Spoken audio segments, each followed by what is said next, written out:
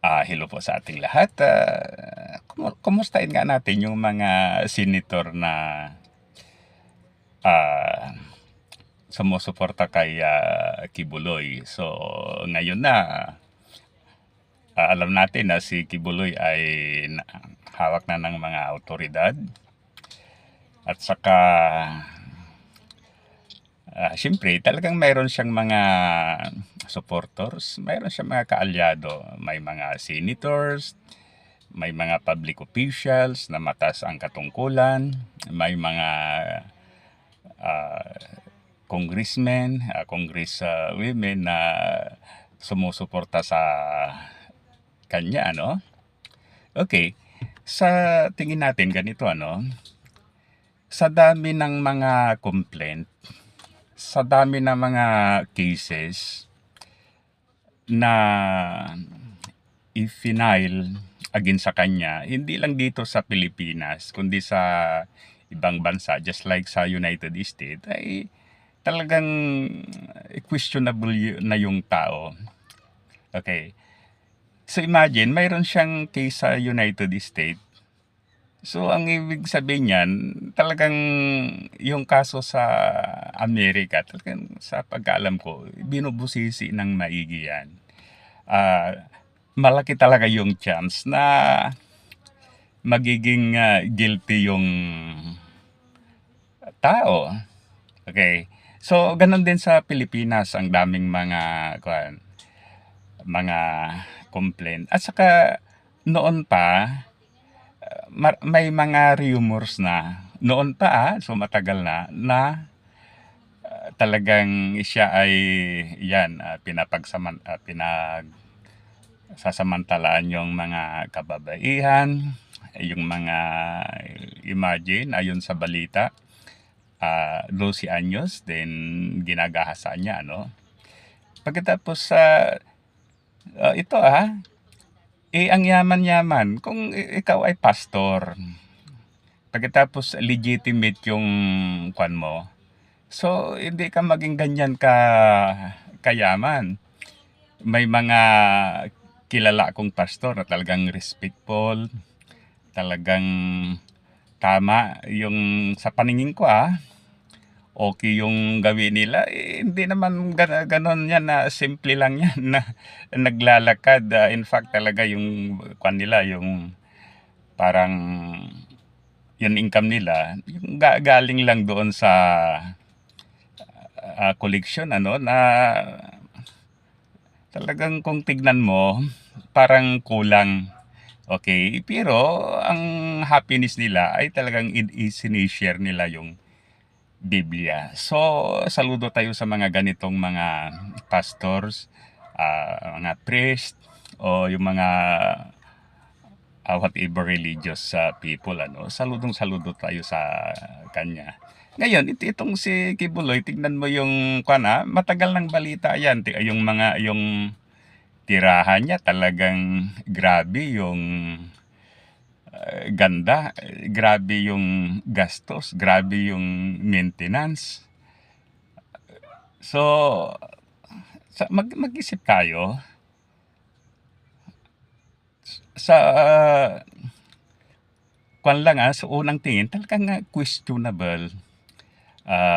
Pagkatapos yung mga tinuturo, so imagine siya yung appointed son of God. Wala naman sa Biblia yung appointed son of God. Pagkatapos publicly sinasabi na siya ay pumupunta ng langit, bumabal, para bang nagta-travel siya heaven to earth, earth to heaven. Ayon sa kanya, yung yung kanyang pintuan, okay, ay diamond. And then, yung doorknob pala, no, diamond. Ah, Ngayon, pagkatapos ito yung pinaka-question, yung sinasabi niya. Hindi tayo makakapunta sa ating Ama kung hindi tayo dadaan sa Kanya. Maari ba yun?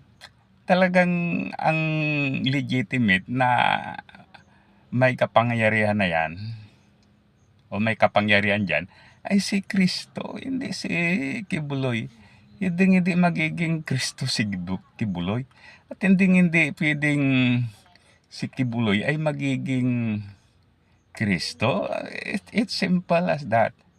Sa turo lang talaga, wala na. Ngayon, bagamat gano'n ang situation, marami pa ring mga tulad nitong si Bato, tulad nitong si Padilla. Laging sinasabi, walang kasalanan si Kibuloy dahil mabait ito. Paano yung mga complainant? Paano yung sinasabi nila, na sila ay ginawa ng kawalang hiyaan? So, tignan din ninyo yun. Okay, depensahan ninyo si Kibuloy, ngunit tignan din yung kaso ng mga complainant para fair ang labanan. Okay. Noon talagang dinidipinsahan na nila itong si Kibuloy. Malaking issue noong mayroong ruling from Davao Court. Hindi pa nila na binasa yata, hindi inintindi yung sinasabi ng korte na yung alisin lamang yung mga nakabalandra na whatever doon sa kingdom. Okay? Hindi sinasabi na paalisin yung mga pulis. Ngunit ano nang sinasatsat ni Senator Bat? Mayroon ng batas, hindi kayo sumusunod. Ano yan? Dapat intindihin mo yun dahil ikaw ay senator. Ikaw ay naging general. Okay? Yung mga ordinaryong tao na nag-gets na nila kaagad yun na pinapaalis lang yung mga parang obstruction doon. Hindi sinasabi na pinapauwi na yung mga pulis. Grabing issue yan. Okay. Yan. Napatunayan, mali yung interpretation ni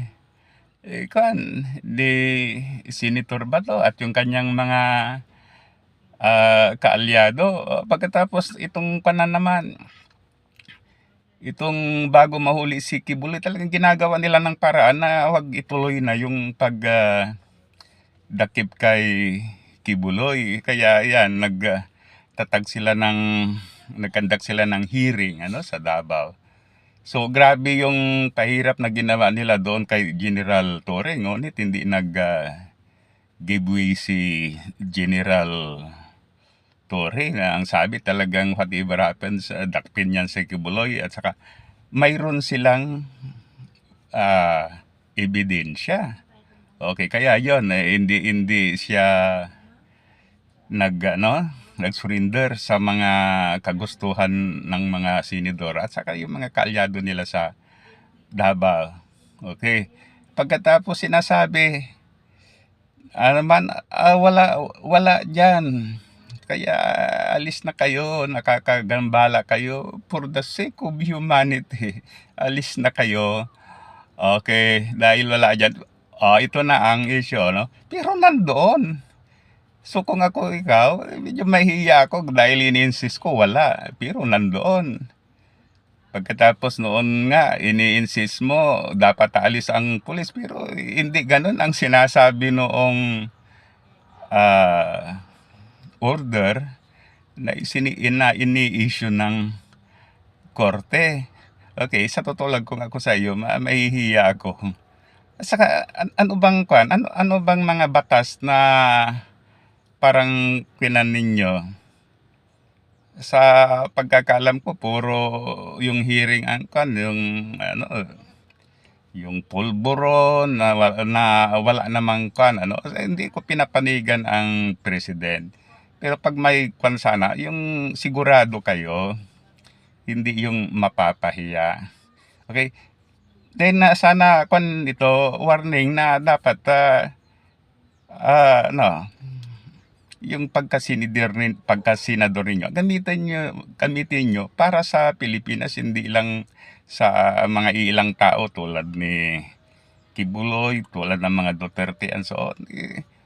Kuhan kayo, para mapatawad kayo ng bansang Pilipinas, i-concentrate ninyo ang paggawa ng batas para sa bayan. Sigurado ako, ilan na lang ang bubuto sa iyo, senator. Ganun pa man, siyempre, respectful tao tayo, still you are respected, pero hindi ka na namin iboboto. Anyway, hindi naman kita ibinoto noon. Okay, muli, thank you. Sana i-like at saka subscribe sa ating YouTube channel. Mabuhay tayong mga Pilipino.